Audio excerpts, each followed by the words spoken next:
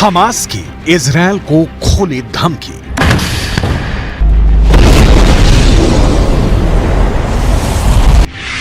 एक भी बंधक जिंदा वापस नहीं जाएगा। नेतन्याहू की खामोशी से उठे सवाल। 137 बंधकों का क्या होगा?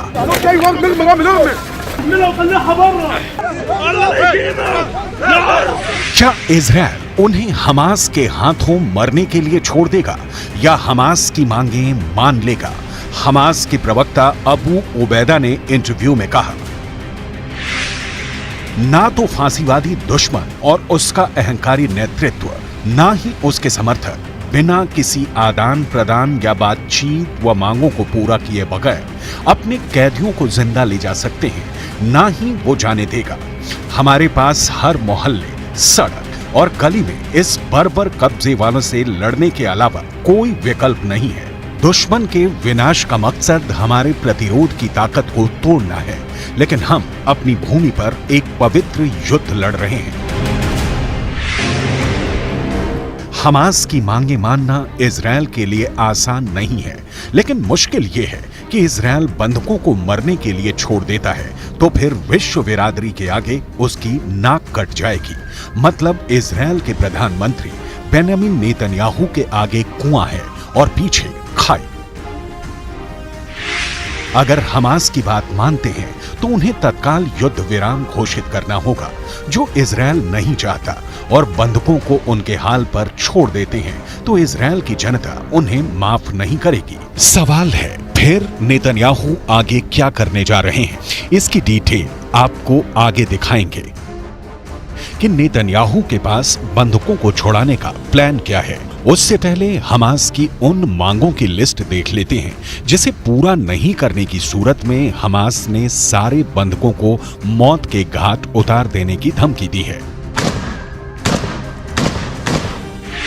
पहली मांग, इजरायल को तत्काल सीज फायर की घोषणा करनी होगी।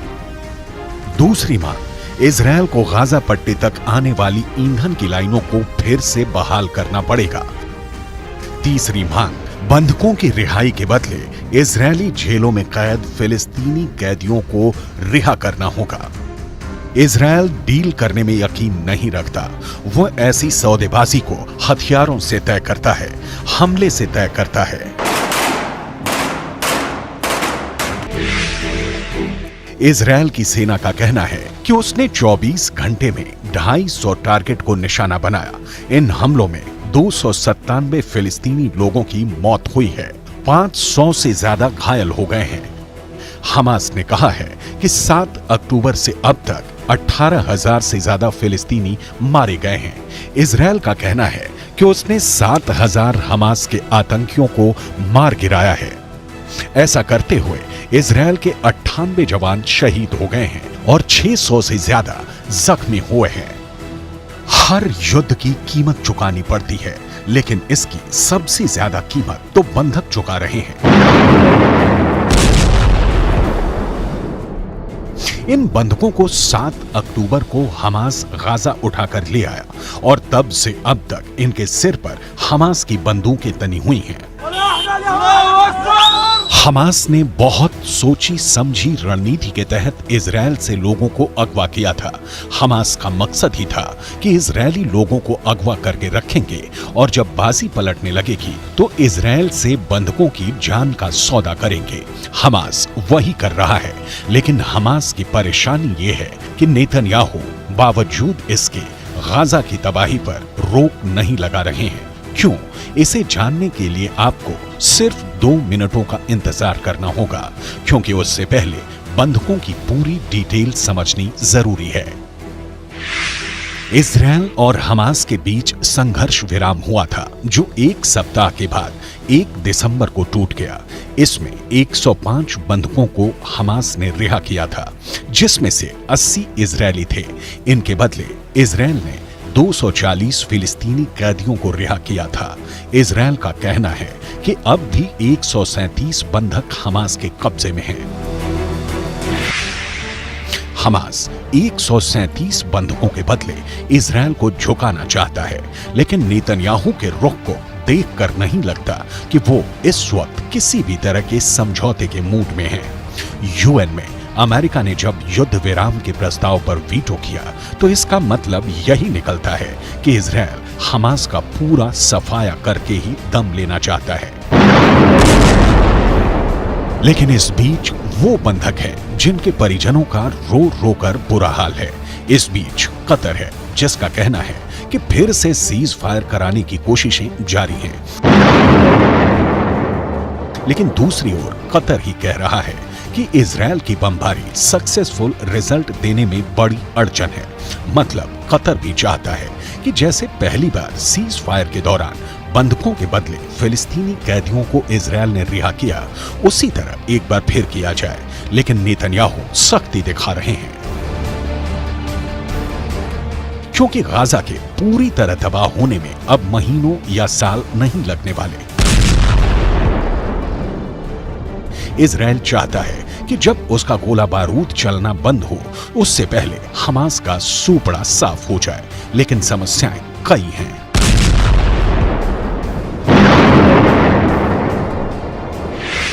हमास ही नहीं, इजरायली सैनिकों को एक और से जंग लड़नी पड़ रही है, और ये जंग है सैनिकों की बीमारी। इसके अलावा यमन के हूती हैं जिनका हमला रुक ही नहीं रहा। इसके साथ ही हिजबुल्लाह है जो लगातार धमकी देते हैं, और तो और ईरान है जो लगातार इन संगठनों को खाद पानी देता है। बेंयामिन नेतन्याहू सत्ता में सुरक्षा की गारंटी देने के साथ आए थे, लेकिन 7 अक्टूबर के हमले ने उनकी गारंटी की चिंदी बिखेर दी। अब नेतन्याहू के सामने युद्ध है, और इस युद्ध में इजरायल की जीत की गारंटी पूरी करनी है। लेकिन नेतन्याहू फंस गए हैं। इजरायल के डॉक्टरों का कहना है कि गाजा के अभियान में लगे कई सैनिक पेट की एक गंभीर बीमारी से पीड़ित हो गए हैं, जिसे वो शिकला कहते हैं। कहा जा रहा है कि साफ सफाई के खराब माहौल और युद्ध क्षेत्र में दूषित खाने के कारण ये बीमारी फैल रही है।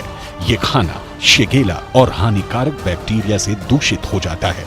परिवहन के दौरान इस भोजन को ठंडा भी नहीं किया जाता है, जिसके चलते बैक्टीरिया इसमें बने रहते हैं, और जब उस भोजन का सेवन किया जाता है तो सैनिक बीमार पड़ जाते हैं। इजरायल की सेना उत्तरी गाजा में इस वक्त भयंकर तबाही मचा रही है। गाजा का मोर्चा इजरायली सेना के लिए जाना पहचाना है। गाजा इजरायल के बीच की दूरी भी कोई समस्या नहीं है, लेकिन युद्ध जैसे जैसे लंबा खिंच रहा है, मुश्किलों का आना लाजमी है। शिगेला बैक्टीरिया का एक प्रकार है। जब ये शरीर के अंदर प्रवेश होता है तो पेचिस का कारण बनता है, जिसे शिगेलोसिस कहा जाता है। इसके लक्षणों में बुखार, खून या लंबे समय तक रहने वाला दस्त, पेट में गंभीर ऐंठन या डिहाइड्रेशन शामिल है। अगर इस बीमारी का समय से इलाज ना हो तो मरीज की जान भी जा सकती है। 7 अक्टूबर को इजरायल ने 1400 लोगों को खोया, और उसके बाद 98 सैनिक उसके मारे गए हैं। इजरायल अपने जवानों को उच्च स्तर की ट्रेनिंग देता है। गाजा में बीमारी के फैलने के बाद नेतन्याहू सरकार एक्शन में है। सैनिकों को स्वस्थ रखने के साथ ही गाजा को इजरायली डिफेंस फोर्स खाक बना रही है, और सिर्फ गाजा ही नहीं, इजरायल यमन पर हमले की भी तैयारी कर रहा है। इजरायल के राष्ट्रीय सुरक्षा सलाहकार तजाची हानेगबी को सुनिए।